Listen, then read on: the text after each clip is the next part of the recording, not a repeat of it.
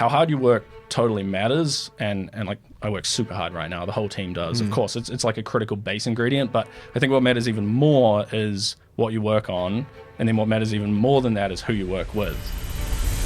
There's a huge amount of unlock. You mentioned the confidence that can come from the kind of American way of thinking. Like you're in San Francisco and you just like breathe in the air and you're just like suddenly 10 times more ambitious.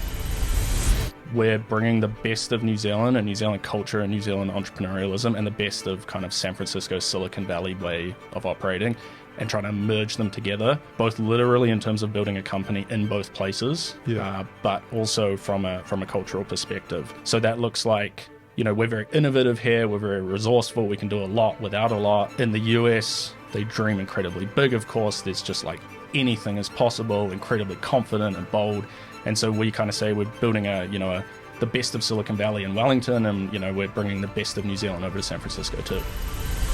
And I really believe that if you're not having fun in the startup, then like no one else feels like they have permission to be having fun. And you're kind of screwed if people aren't having fun, because it's so hard. It's just so hard constantly that you need to be able to like laugh, especially at the early stage that we're at, right? Yeah. And I think that's something that's underrated. I really believe that you're so much more likely to be successful if you have fun at work. What advice would you give to your younger self, referencing about Grow AI and what you're doing now? Go faster than you could possibly imagine you have to go. When we started, I had startup experience. I knew the importance of moving quickly. I knew more than most people on earth how this technology was going to impact things, and I still totally underestimated how quickly we needed to move. I think we're in a really strong place, and I think we could.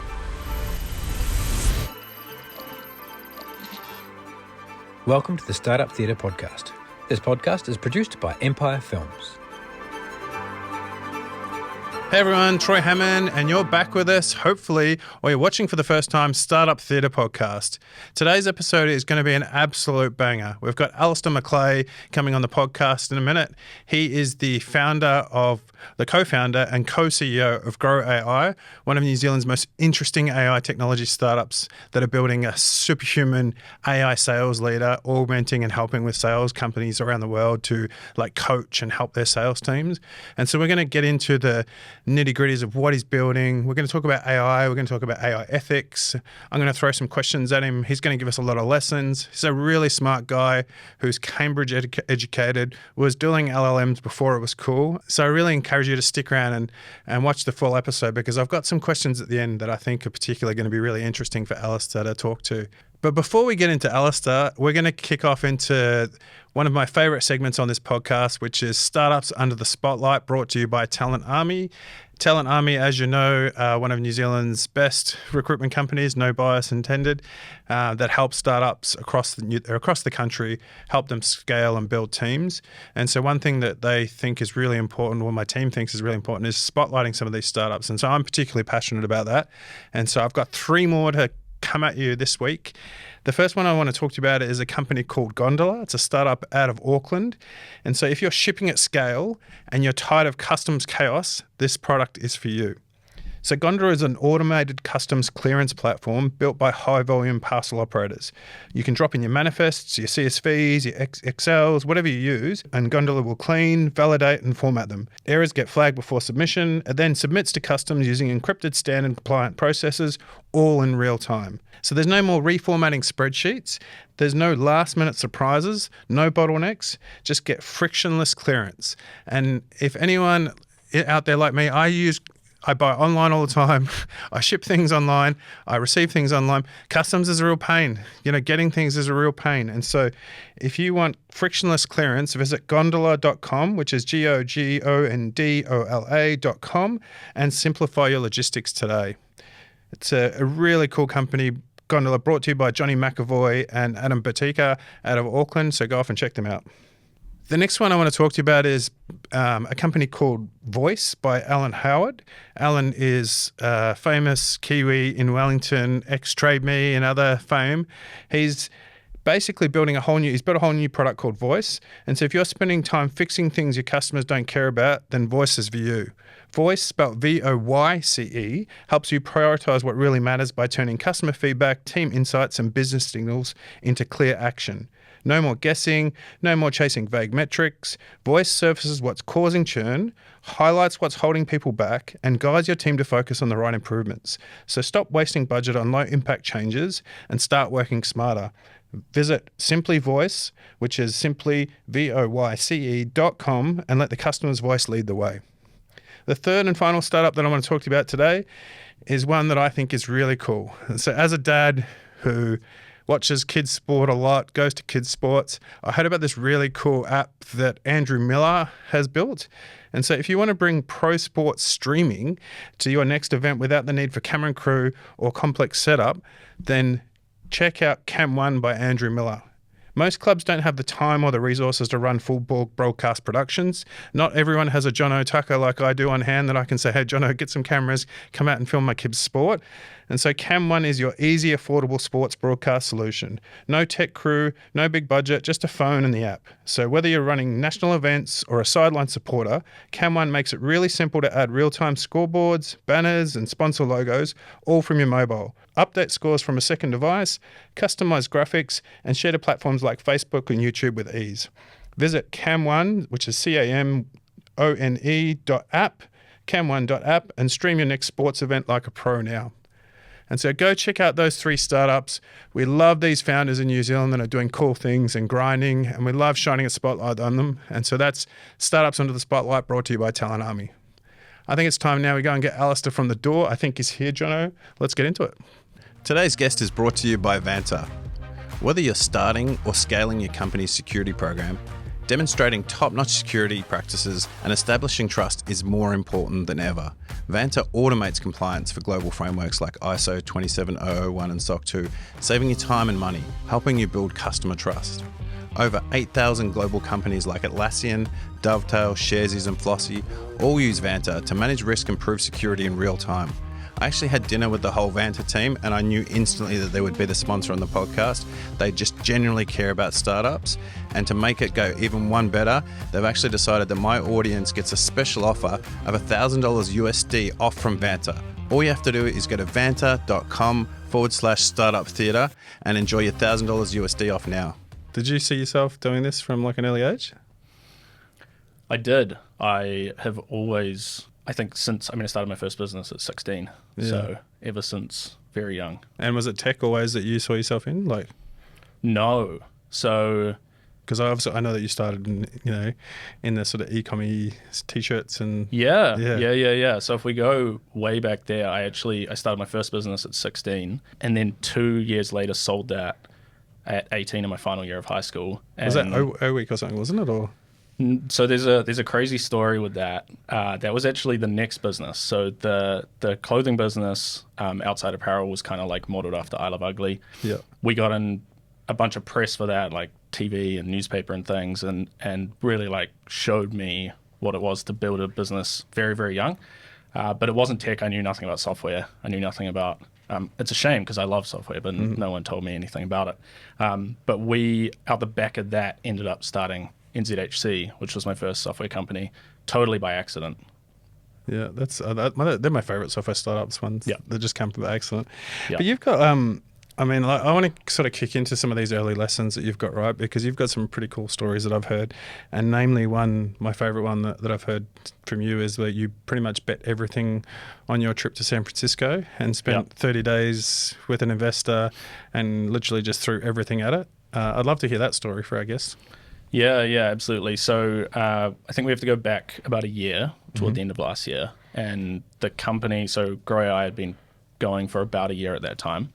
And we had 15 grand in the bank, Kiwi. Things were going pretty well in the sense that we had some good early traction, but it wasn't like exploding. We didn't have that real core like momentum behind it yet. We had a lot of conviction in what we had, but we're still figuring it out basically. And I hadn't had an income for 3 years, or just about. Before that, I'd been traveling. Before that, I was at Cambridge Uni studying. And it was this kind of clinch time. I remember sitting around the like dining table at my house with my two co-founders, and we were like, okay, we have 15 grand in the bank. We basically have to go to SF. We'd been talking to investors, and we knew there was heaps and heaps of interest, but we weren't going to get a deal done from New Zealand. And so we were like, we've got enough money to buy tickets for the three of us. So this is 15 grand to cover the costs of the trip as well for 3 people? 3 people, 15K Kiwi, yeah. And so we're like, we can figure out a way, we get cheap flights, we can get there, we can land, we can have 30 days crashing. We had like an angel investor in San Francisco, and she had a basement, and we could crash in her basement for 30 days. It was like literally a basement. It was basically like a construction site. And we had enough to pay for the flights back, and we would land in New Zealand with $0, unless we raised. And so the whole point obviously was to go and raise. And so we were like, this is the classic like make or break moment. And for me, that was the hardest part of the company so far, by far. How do you build yourself up to do something like that though? Like, talk me through what you're thinking and feeling as you're on the plane on the way to San Francisco, thinking this is it. Yeah. It's a great question. I think the honest answer is like at that point in time, I'd put so much into the company and had sacrificed so much because I hadn't been earning for quite some time, and like had turned down really great offers overseas. Yeah. It's like existential, where it's like there's no choice, but we have to make this thing work. And I know it's like kind of cliche, the founder story, but it was really like that was such a tough moment, because it was like... This isn't the common founder story over the last few years though, right? Because a lot of people have just been able to raise money off the back of a napkin easily, right? And so I think we're going back into this era again. So I think hearing this story is quite pertinent for people at the moment. Yeah, no, that's a good point. And so I think we never had any doubt that we could do it, but like it was definitely like, this is make or break, because I just, had a mortgage, and it's like, I just literally cannot go any further. My co-founder had been living on $1,500 a month for like the past 6 months in Australia, in Melbourne. It's pretty hard to do that. I'm from Melbourne. That's an expensive town. So it's interesting though, because it's like, you can think like that's irrational and crazy and like horrible, but it was also like, we just 100% were like certain we could do it. We just had to like burn the boats and go. And so we turned up, we crashed in the basement, like it was, there was like no wall linings and no light. And like we had this little office, and my co-founder was like sleeping on a concrete floor in the office. And we just went for it. And in our first week, we actually got a lead investor before we flew out, San Francisco-based lead, but we didn't have anything signed. And so we had that kind of secured, and we were like, we need to do everything to get this closed. We went to SaaStr that first week to meet with investors and folks, and then within a day of getting there, the lawyers of the prospective lead hit us up, and they were like, "We're good to go, but you need an American company. We're just not going to do this in a Kiwi company." And so I'm like, "Holy shit!" I quickly like start phoning around people I know. How do we do this? How do we flip up a company? I haven't done that before. I've been in the American market with my last company, but it was all out of a New Zealand company, and I very quickly learned it normally takes 100K. It normally takes multiple months. And they were like, we're just not doing the deal if you don't have the American company. And so during SaaStr, while like meeting with other investors, I was like constantly on the phone to people back here to figure out how I was going to like flip up with like 15% of the capital in like days. And somehow, some way, throughout that week, we managed to get an American company in place. We also were playing poker 2 nights after we learned that with a bunch of investors. And there was a dude sitting across from me, and Alex, my co-founder and co-CEO, was sitting next to him. And I ended up busting him. We had like a big all in hand. And we really got along, we exchanged details, but I busted him, and he thought that was really impressive, and he liked the kind of boldness of it. And so we met up with him after, and he ended up being one of our biggest investors. So I think it's just like, it was the classic thing where it was like, the lowest of lows fly over, like within a week we're on the highest of highs, This TV show shit, man, like playing poker with the money that you've got in the bank left over. Against VCs. Yeah, with exactly. And everything about it was like that, right? Like the poker game, I think you had to apply, I'm sure saying this, on a podcast, forgive me, SaaStr, right? But they had a entry requirement where I think you needed like 10 million ARR to like apply for it because it was this closed game, or be a VC. And like, we just put our names in because like that's what you do, right? Yeah. And so like we weren't even supposed to be there, right? But we just really hit it off and, had a call. And that's actually something that's really interesting about our experience in the US versus New Zealand is at that table, he decided to invest in us, right? It's like we connected and there's a real culture. There's so much money and everything, but there's also just this culture of like these serendipitous moments that happen in San Francisco where you'll bump into someone and like they'll literally decide to invest in you in that moment just because there's that connection. Well, you're buying the person initially, right? You're buying product as well, but you need to have the person as well and to have those relationship moments. They're just like the collisions you have in San Francisco are like phenomenal. I think that's an interesting point, right? If we double click on that. So I think, is that what has defined your sort of culture, of Grow AI from those like 30 days of, going through that process, meeting Americans, creating I'm sure you probably spun up a company in Delaware and did all these things, has that defined your business since? Like what were the lessons or the sort of aha moments that you had from that trip? Yeah, I think that's a great question and that's pretty spot on. So I think it has definitely formed our DNA. I think the way I think about it is we're bringing the best of New Zealand and New Zealand culture and New Zealand entrepreneurialism and the best of kind of San Francisco, Silicon Valley way of operating and trying to merge them together, both literally in terms of building a company in both places, but also from a cultural perspective. And so that looks like, we're very innovative here, we're very resourceful, we can do a lot without a lot. In the US, they dream incredibly big, of course. There's just like anything is possible, incredibly confident and bold. And so we kind of say we're building the best of Silicon Valley in Wellington and, we're bringing the best of New Zealand over to San Francisco too. What is it about American, like what was it about that investor do you think that was like, I'll invest if you have an American company? Is it just the credibility of being an American company you think still so prominent? Yeah, I think, so that was an interesting learning we had because we thought we could do it without flipping up. And I would say to anyone thinking they can do that, listening, you might struggle.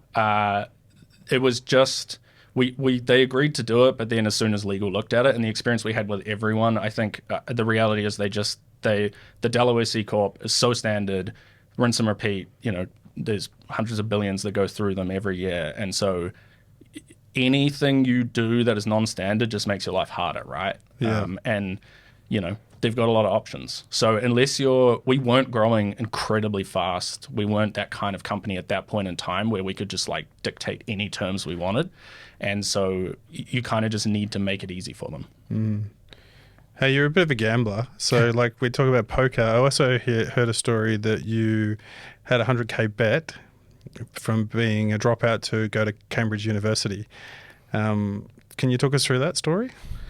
Yeah. So for that one, I think to set the scene, you kind of have to go back a little bit with my kind of experience with school and with university. So I had a pretty unconventional sort of pathway with university. So I was convinced that I could do the Zuck thing out of high school and he actually did drop out, right? But not even go to university. I found school super boring. I did well at it, but I didn't spend much time at school, let's say, and found myself in other places. And so after high school, I was running my company and sold that at 19 years old. Crazy, totally insane experience. Had a totally wild ride when we actually sold that, which we can talk about if you like. But that took me to uni. I did a year there and I dropped out after a year because I found it boring again. And I was like, I'm just going to go and start another company. I think I can learn more. Fast forward a few years, I met Linda Jenkinson, who is an incredible entrepreneur. She's the first woman to list a company on the NASDAQ as CEO. She's also a Kiwi, spent a lot of time in San Francisco, and she basically became a mentor of mine, and she dared me, hey, you're running, it was a subsequent company at the time, but you're running this company, you've got this awesome team. If you're so smart, I'm always talking about how smart I am. If you're so smart, go and finish your degree on the side full time, just like tick it off while you're running the company. And so I ended up doing that. I, in kind of classic fashion, did pretty well at it. I didn't really ever go to school, but I just figured out what was on the exams beforehand and turned up and did what I needed to do. And through that, I ended up publishing some research in the machine learning AI world, got really, really interested in that. And Linda then dared me again. I dare you to find $100,000 and go to one of the top schools in the world and study AI. And the reason for that was she went to Wharton for her MBA from New Zealand, and she had basically that completely changed her life. Being in that environment, being around the kind of people that are just like the ambition, et cetera, et cetera. And so I applied to Harvard, Stanford, Oxford, and Cambridge only. And I was like, if I get one of these, I'll go. And I got into this incredible program at Cambridge University. And there were 25 of us in that, less than 1% acceptance rate. Found the $100,000 from some crypto trading stuff that I was also doing that Linda was involved with. So I figured that out over those few months as well, and kind of just went off to the UK. That's awesome, man. Like, what's this is a real big topic at the moment. Like, kids, do they go to university? Do they go straight out? With AI tooling now, a lot of people think that they can just go out and build a company straight away. And so it's something that I constantly, as a recruiter, get asked. Should I send my son or daughter to university? And I'm like, oh, it depends on the person, I guess. But what's your take on that? I guess you'd have an interesting take on that. Yeah, it's really tough, man. I think it's really hard to give advice to someone in that position, regardless of whether they go to uni or not. I think focusing on like the fundamental things that really matter, that are essentially human. So great communication and, like being able to interact with people in a way that's effective and being able to lead, things like that. But I think anyone who says they know what things look like in 5 years is super, super wrong. And I think I can actually maybe provide a little bit of insight there, where 3 years ago I was at Cambridge studying large language models specifically. And this was GPT-2 days, right? So this was days where no one had heard of OpenAI, and it was like the super nerdy thing, and AI was still a pretty nerdy thing. And no one around me at Cambridge, my peers or the professors, thought that this was going to like change the world in any way near what it has, right? And so I think anyone who now says that they know what's going to happen in the next few years with the trajectory we're on, they just don't. So it's really tough. Yeah. 100% agree with you. Yeah, 100%. I've got a daughter who's about to make that decision. Hey, so I guess like you talk about, humanizing kids and doing something like humans, but you're building what you call a superhuman AI sales leader, right, in Grow AI. Talk me through, like, if you were pitching that company right now to that investor across the poker table, I guess give our audience a bit of an insight onto, what Grow AI is. Yeah, absolutely. So as you say, we've built a sales leader that's superhuman. And so if you think about what the best sales leader in the world does in their kind of day-to-day, week-to-week, but they have perfect memory, so they never forget anything and they never sleep, and they're able to support every single person in their team and all the teams in an org all at the same time and kind of share learnings across those people and those teams. That's effectively what Taylor is, the AI that we've built. And it's really a kind of focus on lifting everyone up to be able to perform like the top 1% and driving behavior change and concrete, tangible outcomes for folks in a way that makes people better and kind of enhances human connection and human ability inside these orgs, as opposed to a lot of AI sort of sales tech startups that are more focused on automating, or the narrative is more around like replacing salespeople. We believe, and our vision there is that salespeople are actually going to be lifted up by AI, and what they do is going to become even more important. It's cool to hear that, man, because every time I get pitched for startups every day, and it's AI is going to kill this industry, AI is going to kill this industry, and I fundamentally think that AI is going to completely change the way we do everything in the future. But I still think that it's going to be a superpower for people that you can use it well. And so to have things that make us 10 times people, 100 times people is going to be phenomenal in the future. But yeah, that's 100% right. And I think people often don't think about sales as one of those fields. I think people often, when they think of like automation of roles, they actually go to sales as one of the lowest hanging fruit. And I think that's a very common but misguided understanding of how it works, or how it will play out rather. And that's because fundamentally, I think the areas of work and society that will be least impacted by AI or be last to be automated, you might say, are areas where trust is fundamental, and like human to human connection and trust is fundamental. And especially in New Zealand, I think sales has this kind of bad rap sometimes, where it's like the car salesman, recruiter. Yeah, well, exactly. And I think before I kind of went into this industry, even I, now being here, had some of those ideas. But it fundamentally is a role. I think it's one of the coolest roles in the world, because you're fundamentally, your job is to build trust with prospects and to help them to solve the problems that they have. And that's superhuman and really embraces those things that make us what we are. And so, along with kind of doctors who do a similar thing, I think salespeople actually are going to be the most uplifted and the least immediately impacted by automation. Interesting, right? I think a lot of people think like any role, like you say, like salespeople, support, all these things will just be completely gone, and the AI is going to kill these roles. And I've always said, I don't. People buy from people, but, amplify people. Did you choose sales initially because you were one of those people that thought I could automate this, and then see, actually, I don't think I can automate it, but I think I can help it? That's a great question. And it would have been the kind of classic technical founder story to have done that for sure. It didn't play out like that in our case. And I think part of that is part of our secret weapon, which is that we have Alex, my co-founder and co-CEO, who's a super deep domain expert in the space. He spent his whole career in sales organizations, originally as a salesperson, then a sales leader, and then a very, very successful sales coach and trainer. And he, in his last business, basically went into these organizations and many, many different sales organizations and massively improved performance across the board with really, really effective coaching, basically. And at the very start of the business, we came together and we had this meeting of minds effectively, where we saw this incredible opportunity to apply the research I had been doing at Cambridge on the technical side with the kind of hard fought insights that he had from working with hundreds of orgs in this nature, and scaling that impact out with AI in a way that he was always constrained by the human element.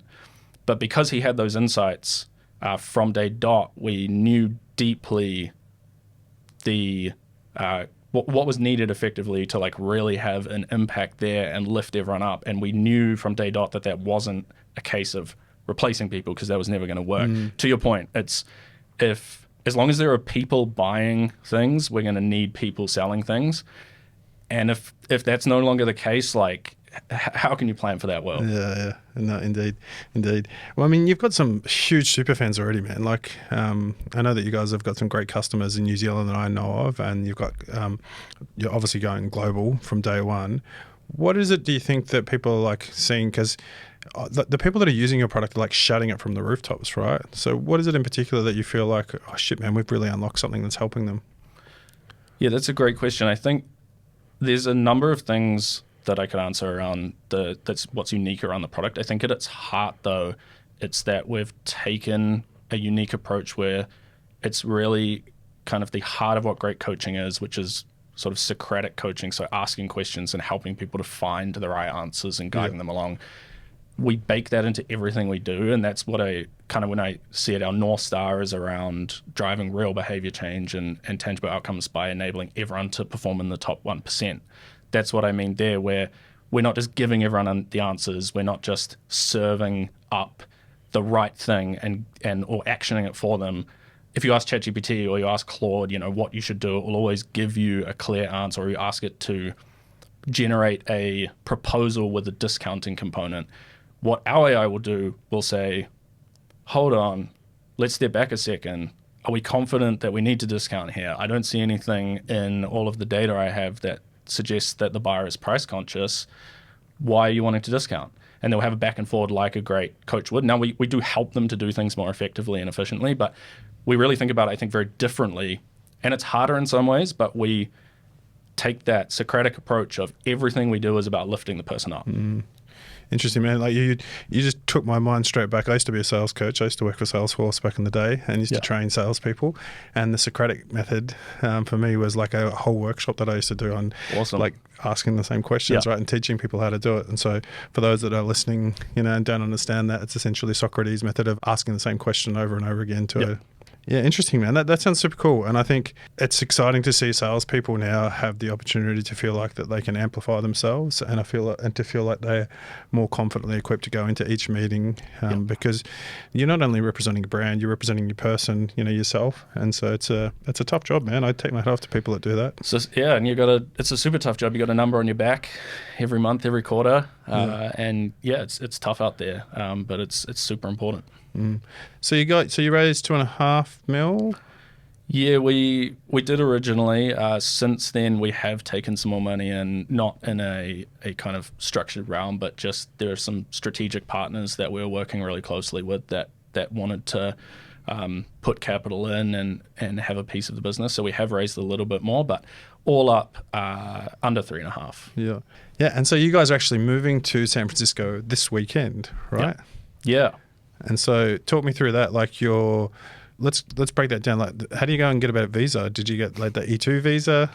We did, yeah. E2s. It was a total nightmare. Especially with everything happening at the moment, right? Yeah. So fortunately, they're all locked in. Our wives and us, the 3 founders, we've all got the visas and the passports. But it ended up taking close to 9 months from start to finish. So we kicked off the process when we actually raised our round, when we closed it up toward the end of last year, and only got that locked up in the last couple of months. So it was incredibly difficult.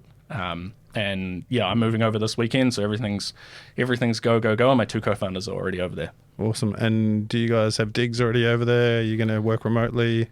We'll sort out a cool space, but nothing is organized in classic kind of startup fashion. I'll land on the couch and we'll figure it out from there. Yeah, awesome. And how do you figure out how to focus your attention now, like on customer segments and all these things that you're doing and moving to San Francisco? Like, as a founder, how do you 3 guys go, all right, this is what I'm going to focus on now, and this is what our strategy or our plan is going to be? I think one of the superpowers that we have, and something that I lean on a lot, is my 2 co-founders being so great. And the structure that we have as well. So we all kind of come from different worlds and have different strengths, including Alex and myself as co-CEO. It's becoming more popular, but it's still a controversial role structure and less common than the single CEO. But we both have a lot of leadership experience, but we come at the business, I guess, from the opposite ends of the world, right? So he really comes at it from the go-to-market side, and I come at it from the kind of technology product side. I guess to your question around how to kind of balance those things, and I think that there is no balance.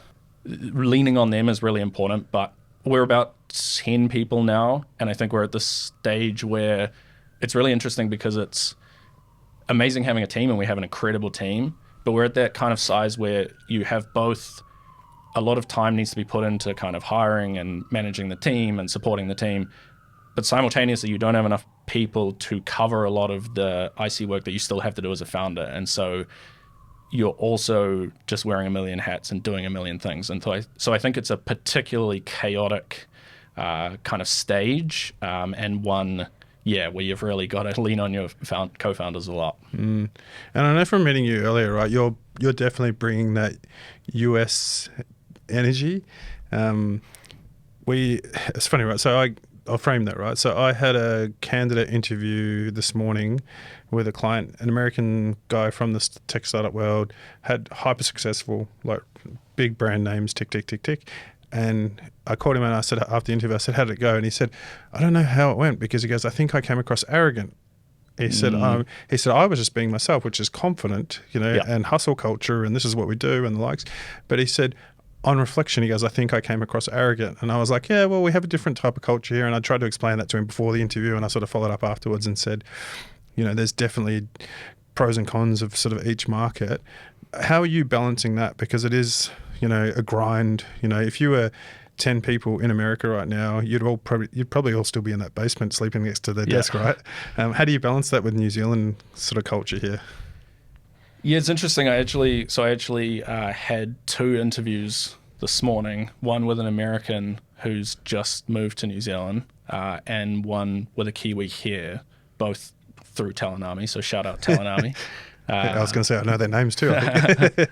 Yeah. Check them out. Yeah. And it's really interesting because they're so different. Like those interviews are very different to your point. I think my role, I guess I see, is to kind of bring, I mentioned this earlier, but bring the best of both to each side. So there's the practical things of like, I think it's important that we're back and forward a lot, and we spend a lot of time in person here in New Zealand as well. But I think my role is like, there's a huge amount of unlock. You mentioned the confidence that can come from the kind of American way of thinking. Like you're in San Francisco and you just like breathe in the air and you're just like suddenly 10 times more ambitious. And I know it's, I don't mean that in a way that is negative toward New Zealand. I think there's incredible things here, and I'm really like passionate about having that New Zealand side to the business, hiring here, building here. I want to contribute to, the New Zealand economy as well as the US economy. But it's just recency bias, because over there they've just had so much more exposure than we have, right? And so like they've just got that confidence because of recency bias. We're here, we're having to manifest the bullshitness of it, right? Because you have to create it yourself, and because you haven't seen it time and time and time again. Yeah.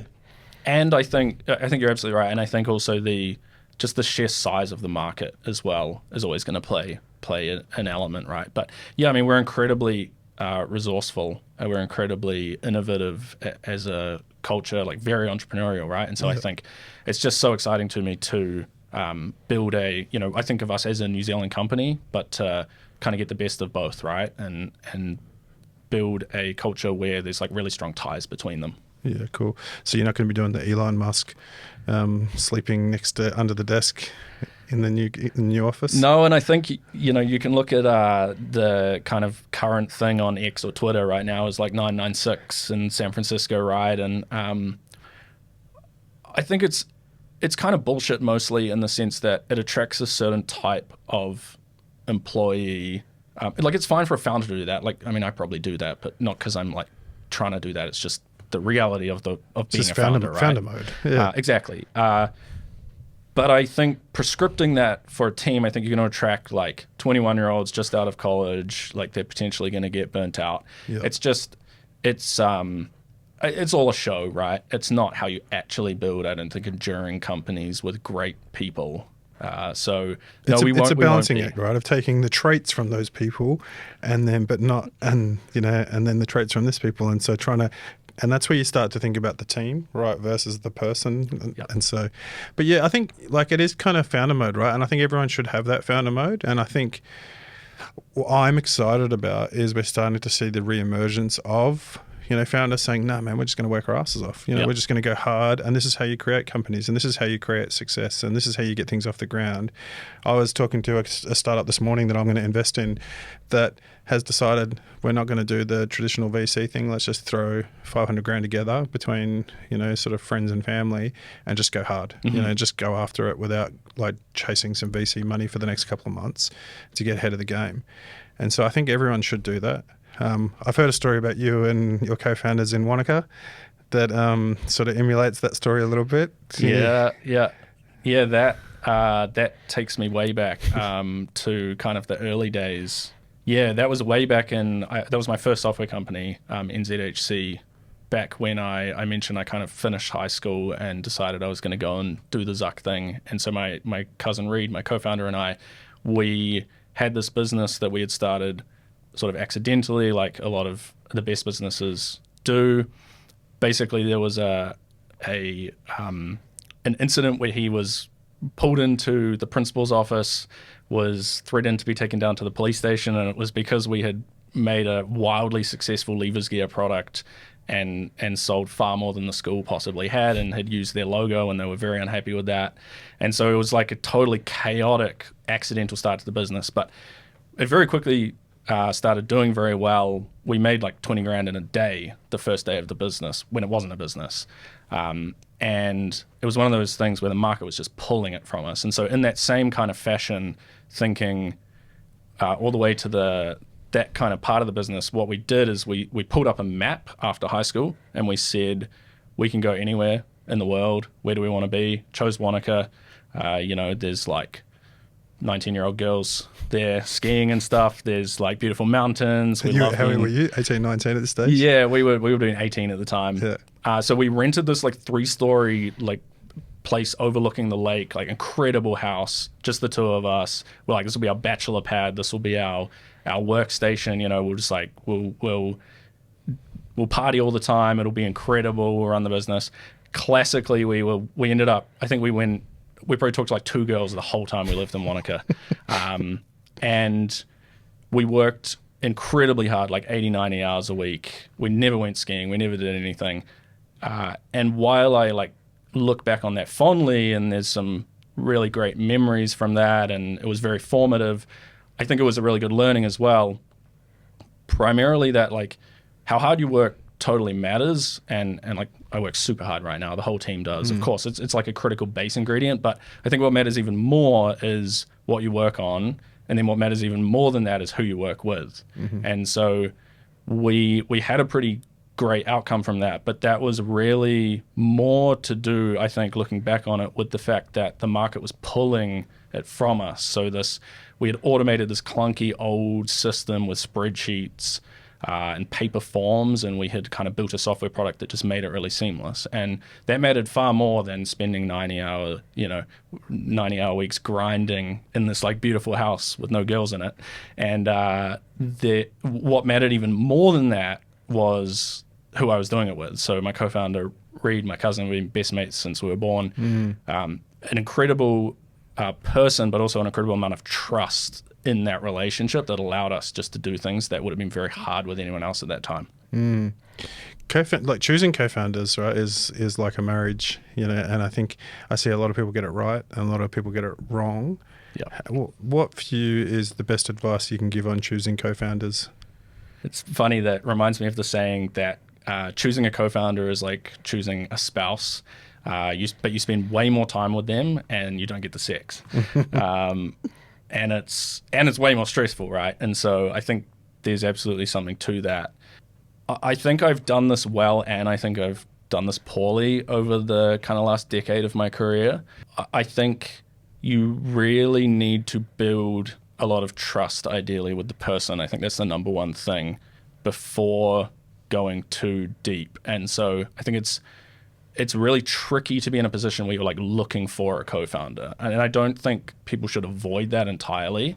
But I think you really need to like go through tough times together to know if you're the type of people that are going to actually kind of gel when everything hits the fan.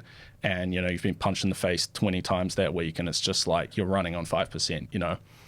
So I think you just need to work together in some capacity where there's real pressure to know that. Yeah, it's interesting. Hey, it's almost like when you meet a girlfriend or boyfriend and you travel together, right? That's where you figure out if that relationship's going to work, you know? And exactly.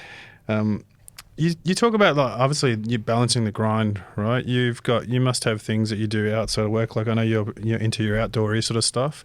Do you think that keeps you balanced as a founder with a lot of pressure and stress on you now to do something with this money that you've been given? I think it's interesting. So I think I can answer that in 2 ways. There's like the ideal, which I aspire to, and then there's the reality in which I live. And so the ideal that I aspire to is that I do a lot of that stuff. I spend, a reasonable amount of time out in the water surfing, and always prioritize, seeing friends when I can, keep myself balanced, all that type of thing. Have an unwork day is something I think is really powerful. So like on Sunday, do things that charge you up for the other 6 days. In reality, I think especially lately as we've been growing faster and the team's been building, and it's kind of just all consuming. It's like you wake up, go to bed, it's a real struggle, I think, and there just is no balance at certain points in time, and I think I'm in that point in time at the moment. I will say though, I think what I can bring from that side, I just love to be outside, and like I love adrenaline sports. I got a lot of passions outside, and I think it's really important to connect with those and try to keep them alive, because it kind of energizes you in a way that comes into the startup. And I really believe that if you're not having fun in the startup, then like no one else feels like they have permission to be having fun, and you're kind of screwed if people aren't having fun, because it's so hard. It's just so hard constantly that you need to be able to like laugh and feel like really, especially at the early stage that we're at, right? Yeah. And I think that's something that's underrated because it's not really aligned with the like 996 hustle culture. Like, but I really believe that you're so much more likely to be successful if you have fun at work. 100%. We do an AFK day, which is usually the first or second day of the month of the new month, because we're in a recruitment business. So like at the end of the month, revenue starts and stops, and we start again, right? And so then it's just like, fuck, here we go, pony up again and get going for the next month. So usually the first couple of days of the month, Dom, who runs our Wellington team, who you've been working with and know, will take the team out and do something just like from like usually from midday to the rest of the day, and usually a few beers out in the evenings afterwards, and just get away from keyboards and just relax and do something, whether it be outdoors, whether it be ten-pin bowling, rock climbing, surfing, you know. And I think that's been a way that we've found to like recharge our team to amp up again, because you can see the light at the end of the tunnel at the end of the month. You know that you're going to have a good, like, definitive clean day, and then you can go for it again. And so so important. Yeah, I think it's really important. Hey, so let's talk about AI philosophy maybe a little bit more, right? And so I think like you've probably got some good yarns on this. And so I think one of the things that I'm seeing a lot on LinkedIn at the moment and seeing a lot online is the concern people have being over-reliant on AI. And is it something that our kids are coming into this world now, like coming into the workforce now, without the muscle memory of being able to have a thought experiment on their own?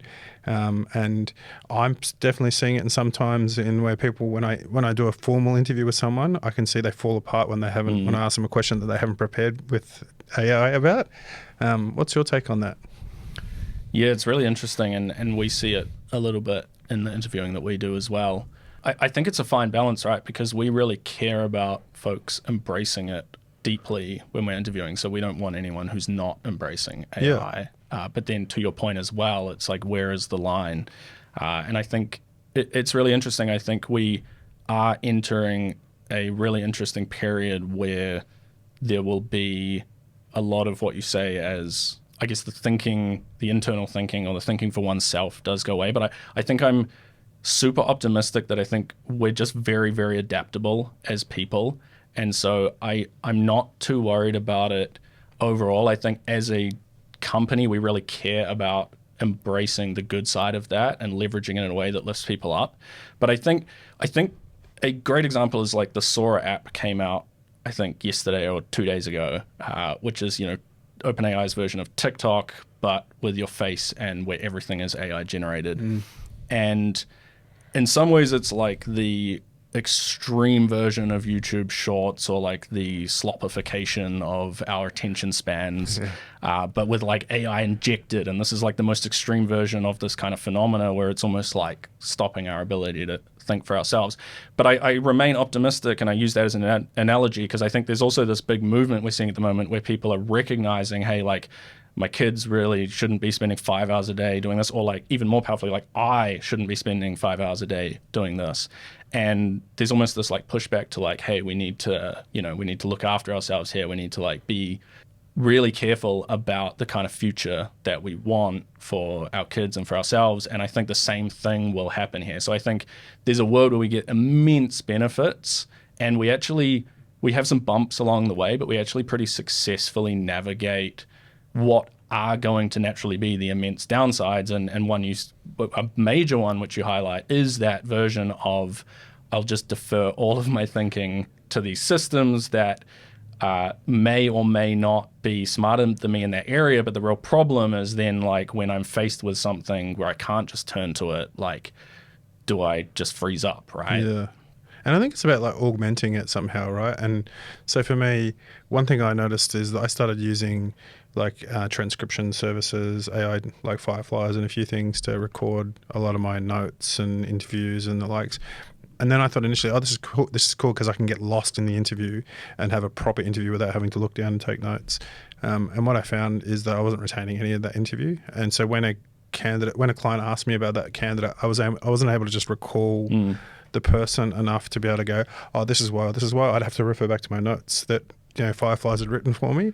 And so what I do now is I'll still take notes and use fireflies, at the same time, but that gives me the ability to sort of retain those key things that I jot down as I'm sort of like in the conversation, and then I use that with my AI notes, and it's a more powerful version of what I'm able to sort of articulate. Yeah, that's really interesting, and we've actually got a note taker product in Grow, and what we see is something that's really exciting and really powerful that people are doing now with Grow is they'll have the classic, the AI will join the call and there'll be notes and a summary and whatnot, but we also generate these kind of rich dynamic insights based on how the call went and, potential opportunities that were missed, potential things that could improve.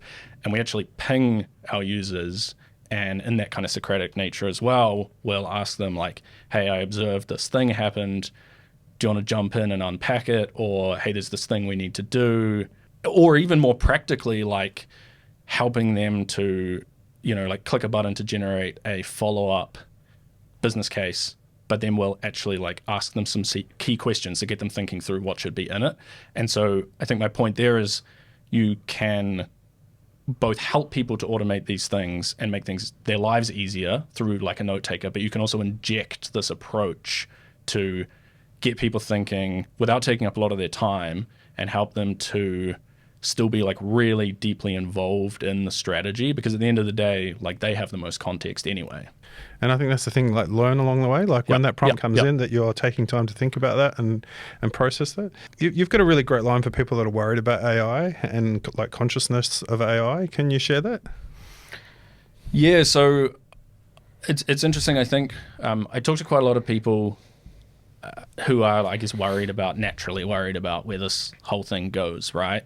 And I think it's maybe not the most common or expected approach from a sort of AI founder, but I think one thing that's really important is to just really focus on what it is that makes you happy, that's essentially human, and not get too caught up in it all. I think people worry too much about where the world goes in 5 to 10 years, and I think the reality is, and trying to make that clear.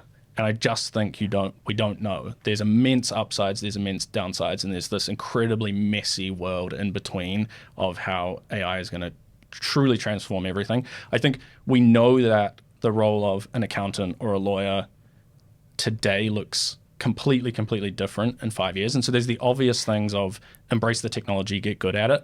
But I think what people kind of lose in that is what will matter in 5 years is did you do work you cared about? Were the problems you worked on important? Did you go and get coffee with your friend? Did you tell your parents you loved them?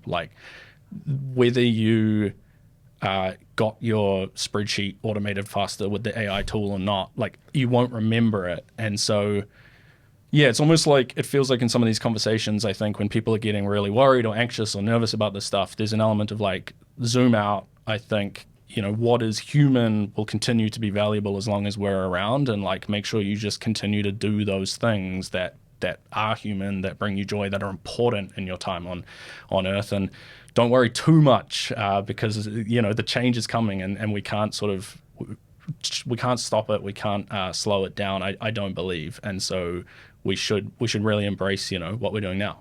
Yeah, 100%. Moore's law is definitely not 18 months anymore. It's like every 18 days. Yeah, it's honestly insane. When I was researching these systems, just shy of 3 years ago at Cambridge, there wasn't even the idea of a chat model. ChatGPT hadn't come out. If you sent something into GPT-2, it would just continue the sentence in a messy way that didn't really make any sense. And it is just, it is insane. So if you zoom out, I think if you zoom out and you think what happened over those 3 years, I know everyone talks about, the pace of change and the acceleration, but if you actually think, if you zoom out and you look at that differential and then you apply that differential on an exponential to the next 3, this is where another controversial view of mine comes in, where I think AI is probably underhyped at the moment overall, on a long enough time horizon. And I think everyone thinks we're in this bubble of this tech wave, and in some ways that's true, but I think if only on a very, very short time horizon. I think if you look out on a long time horizon, I think this is incredibly underhyped right now, and I think it probably is the final major technology wave that we have. the final major technology wave. Yeah, it's funny when you say that, right? Because it's like everyone was like web, mobile, crypto, blockchain, you know, like Web3. Now AI does feel like the final boss, you know, of technology. Or no, I shouldn't say final boss, but final level per se. I think, I mean, it's interesting though, right? I had a really in-depth conversation with ChatGPT the other day, you know, around consciousness and AI and discussing back and forth. I love the voice chat, you know, to be able to chat back and forth and like just when I'm driving in a car, you know, learn and listen. And I think we're so far away from that stage now, right? But we're starting to sort of see that light at the end of the tunnel now, or not the light at the end of the tunnel per se, but we're starting to see that is coming closer and closer and closer. But if you think about really what an LLM is, you know, I mean, it's just reading data, you know, and regurgitating it back to you. Did you see that TikTok that was going around recently with the guy who was trying to unlock the LLM? I may have. I've seen some pretty hilarious TikToks with AI voice modes, but I'm not sure about that one. Yeah, this one was really interesting. He was trying to get it to understand its ethics, and it was like, I can't talk about that. It goes against my protocols and blah, blah, blah. And I was like, I don't know if it was real or not, but it was fascinating listening and watching to it. Hey, man, so we talk about the next 5 years. Like, what's the next 5 years look like for Grow? I mean, as I say, I think it's really hard to answer that with a lot of specificity because the ground underneath us in every business right now is moving and accelerating and lifting so incredibly quickly. What's the goal? The goal, though, yeah. So what I think won't change and what I'm very confident is going to be true in 5 years and what we're shooting for is this focus on bringing everyone into that top 1%. So if I think about what does that actually look like in 5 years, we have this kind of vision of 1 million salespeople in the US being lifted up with Grow by 2030. And so that's now less than 5 years away, or 5 years if you think toward the end of 2030. And so that's really the vision is to bring this to a huge percentage of the salespeople in the US. What that looks like, I think, tangibly is that salespeople are spending the vast majority of their time doing what is core to that role, right? So they're talking to prospects, they're building trust, they're helping them to solve problems. Basically, all of the crud work is gone, and they have a superhuman, you can call it coach, leader, sidekick, whatever you want, sitting next to them 24/7, and I think other functions will have this as well, that is able to fully support them to be their best selves in that kind of position and do the best version of that job. Yeah, man, that's exciting. It's especially as an ex-tech sales guy, right? Like sales managers were the worst. You know, like I was, and you were like, you either have sales managers that are so focused on closing their own deals that they don't coach and support, or you have sales managers who shouldn't be sales managers because they were great salespeople but pushed into managerial roles. And so I think augmenting AI with like sales coaching for me is a superhuman, is a superpower. And so I'm excited to see what you guys can do with it, man. Yeah, no, and I think that's the classic kind of thing that happens is you have a great salesperson, they're really great in seat, and then they get promoted into a management role. They haven't been trained or coached to do that role, and maybe they don't even enjoy it as much. Maybe they don't even earn as much money because they killed it so much as a salesperson. And so I think there's something really interesting there where the people who really thrive in that managerial role, we want to lift up and are using Grow today to basically expand their span of control and to be able to be sort of everywhere at once you can think of, and spend their time not doing all of the admin and like chasing hygiene of CRM and all these things, and actually just like talking to people, their team, and lifting them up. But then also, like, if for the people in that role who are actually better off, going to get more fulfillment from being in seat as an account executive, for example, with this technology, with what we're building with Grow, they can do that, and there's not this like big gap sitting there, that needs to be filled as well. And so I think we can kind of unlock that role in a couple of really exciting ways. Awesome. All right, so you mentioned there that we're like kind of just at the start of AI's journey, like it's just becoming a thing now, or like people don't even know how big it can be. Fast forward it, just like, let's just do the thought experiment, right? Fast forward to the end game here. Like, articulate to me what you think AI is now. Great question. I think it's interesting because you referenced the pattern recognition. I think the element of what LLMs are doing. I think fundamentally there's no core difference between that really and what the human mind or like a biological mind is doing. And so what do I think about? I mean, I think it's a crude but unbelievably effective approximation at general intelligence that looks uncannily like the human mind in some ways and completely alien in other ways. Interesting. And what's the term for like AI consciousness again? What's the sentience? Do you mean? Yeah, the sentience. What's the test that they do for it? You might be thinking of the Turing test. Yeah, the Turing test. The famous. Is that outdated now, the Turing test, or? Yeah, well, the Turing test is wild to think about because for a long time in computer science, it was kind of the test. Turing came up with it, I believe, in the 40s, as a version of, have we created artificial general intelligence? This almost sci-fi type thing, but he really believed that we could. And we flew past it probably 2 years ago. And no one talked about it. There was no news. It just sort of happened. And I think it speaks to how ridiculously quickly our expectations shift. So, I go back again to my time at Cambridge. Like I spent a lot of time working on sort of AI safety stuff with folks that really believed it was very sort of niche and unpopular to think this way. But like this exponential is going to completely change everything in like a way we can't even recognize. And it's kind of played out how those people were thinking in those kind of dark labs in Cambridge. That is to say, I think our expectations day to day shift so incredibly fast that it's very hard to grasp what the change looks like over any meaningful period of time. All right, that's really interesting, man. That's like, wild to start thinking about like 5 years from now, because I feel like we are just like, everything's just moving so fast now that I'm really curious, excited, nervous, and all the things about what the life of my kids are going to have, using technology in business, learning. It's insane how they're going to look back on our lives and go, you prehistoric dinosaurs. Yeah, and just on that point, while I think there's a lot of serious risks that we need to take really seriously, I also want to say that I really am an optimist here. I fundamentally am an optimist about technology and about this technology too. I think the most likely world in 5 to 10 years is that we have let's say 10 to be safer. It's very hard to predict these things, but in 10 years, I think it's very unlikely that we have any human disease that hasn't been cured. I think we have abundant power that is either, basically too cheap to meter, effectively zero, and that unlocks like incredible abundance and incredible resolution of a lot of the suffering we see in the world.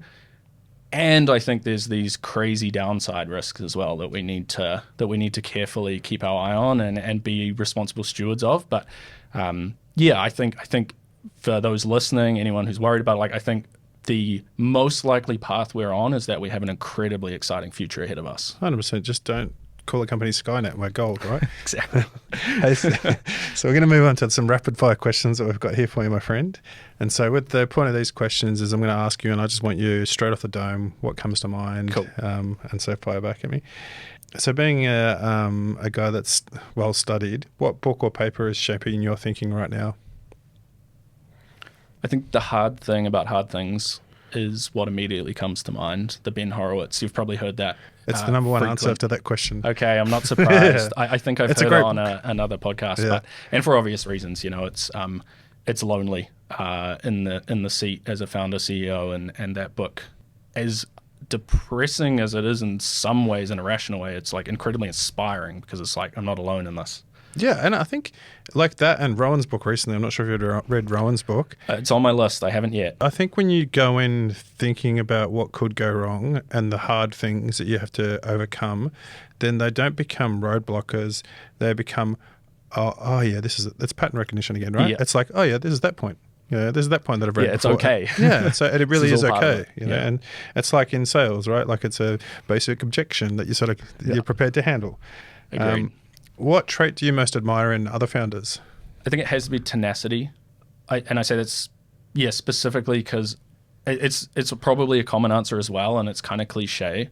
But I sort of think of the journey as you're like running through walls maybe running through like 20 walls a day, and like behind every second wall there's a dude there like with a boxing glove that's about to punch you in the face, and you don't know which walls you're going to get punched in, but you know it's going to be 10 out of the 20, and you kind of like wake up the next day tired, and then you do it again, and you do that again and again, not just for like a week like other hard things in life or a month, but like for years and years.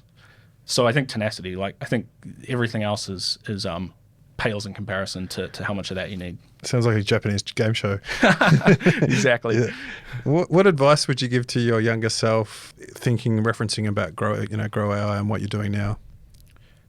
Go faster than you could possibly imagine you have to go. When we started, I had startup experience. I knew the importance of moving quickly.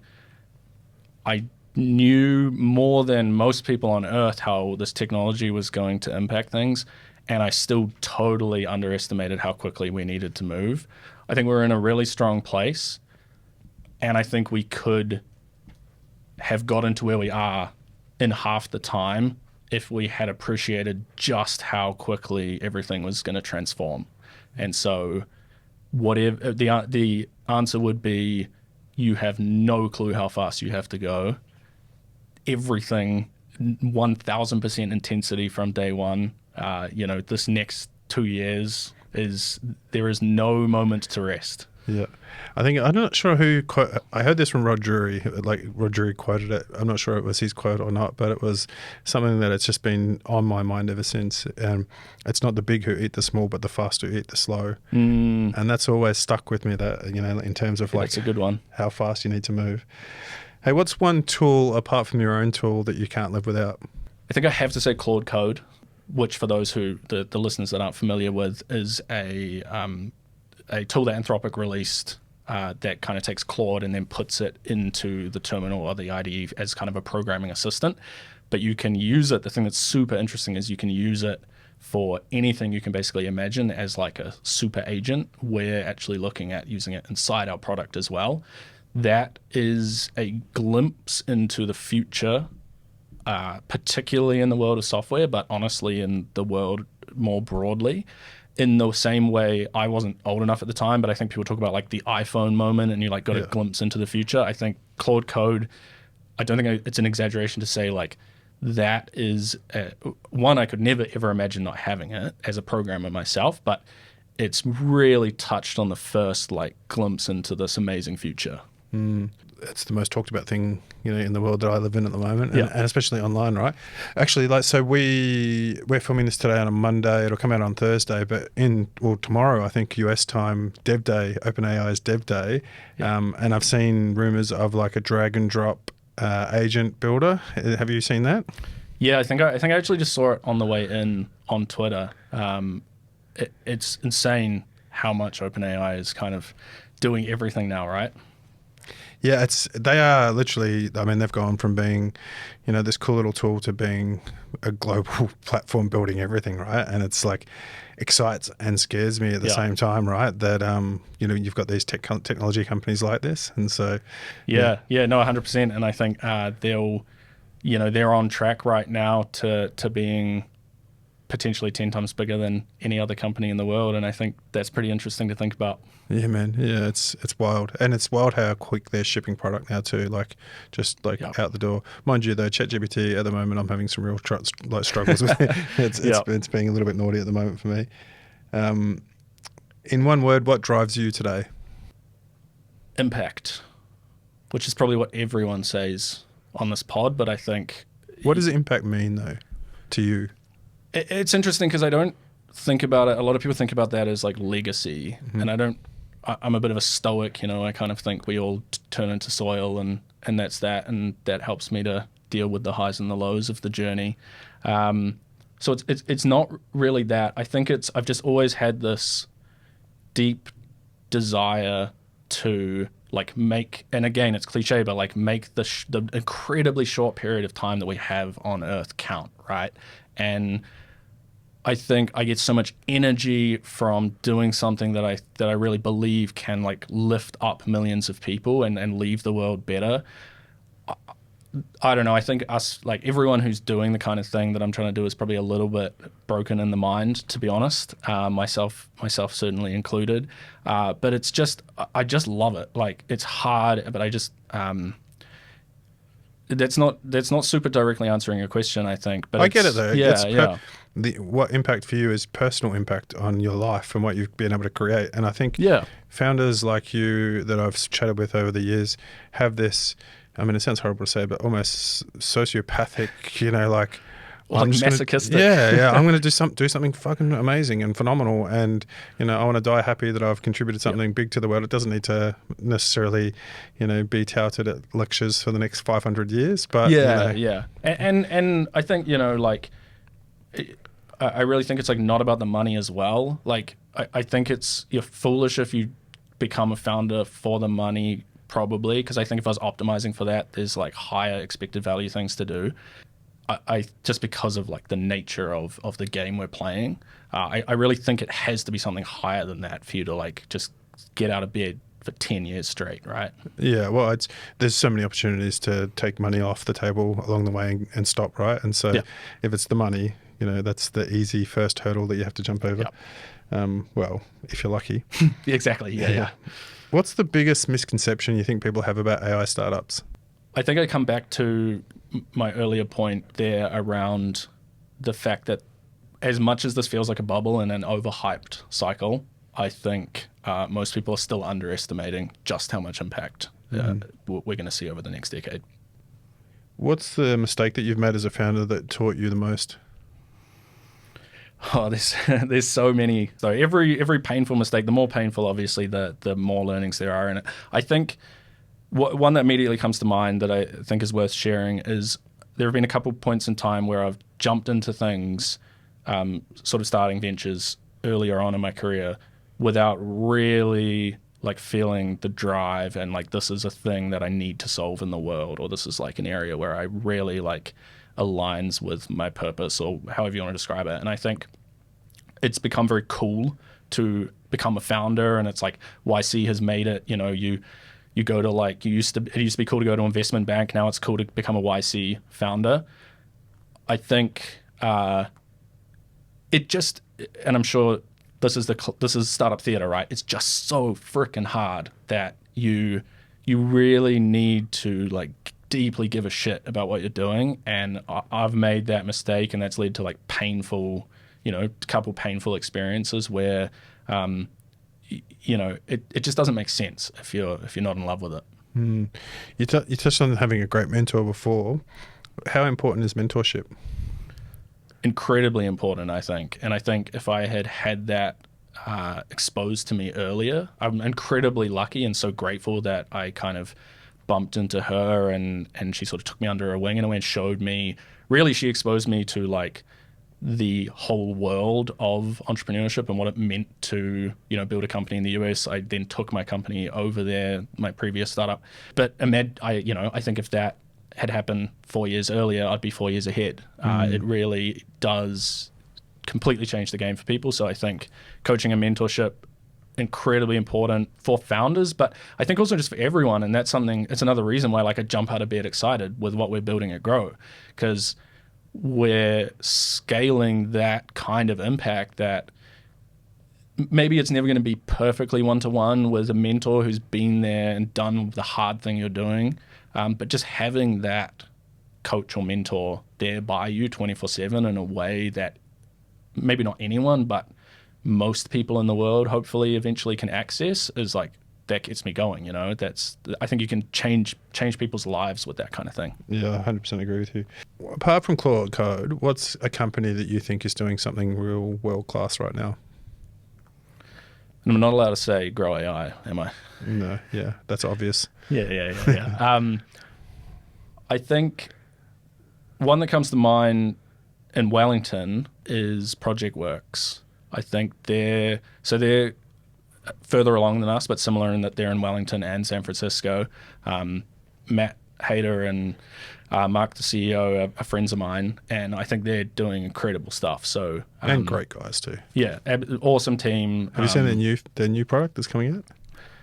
I have heard about it, but I haven't seen it. Yeah, it's cool, man. It's real cool. Yeah, like for proposals and RFPs and yeah. I think they're slept on. They're kind of like the not underrated, but just like they're maybe less loud, but they're doing incredible things. And I see, I think there's a massive future for that company. Yeah, Mark's coming on the pod and actually next time awesome. He's in Wellington. So yeah, I'm going to get Matt and Mark on. Matt's been on before, but yeah, I've been keen to speak to Mark for a while. Yeah, he's amazing. I've actually gone out for dinner with him a couple of times over the last few months. You mentioned mentors, like there's no kind of formal thing, but I've spent a little bit of time with him, picked up on the, this is a man with a lot of wisdom. Are you in that group with those guys? I don't believe so. There's a CEO group that I think Matt actually met Mark in. Oh, yeah. Like a networking group? I'm not, but I've this rings a bell. Yeah. Maybe I need to get on there.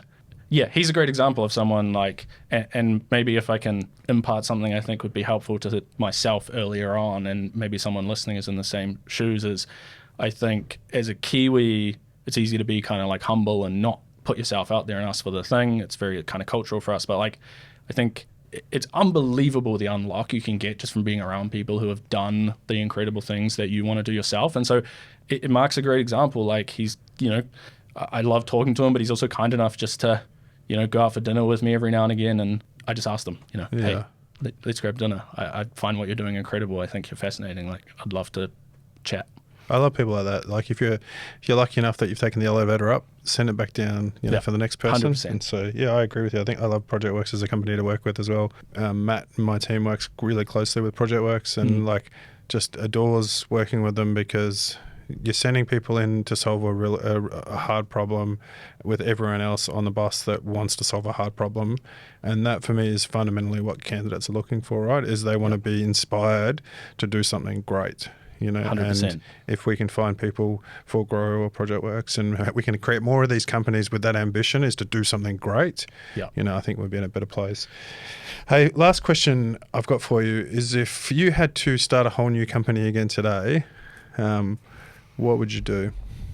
I honestly think I have to say the same thing, which I know is a cop-out, but like I can't imagine right now working on anything else. Like there's just it's so all-consuming, right? And I'm like right in the thick of it. There's no like sort of backup option or like plan B in my mind. It's like I'm all in on this, Good. That was a trick question from your investor.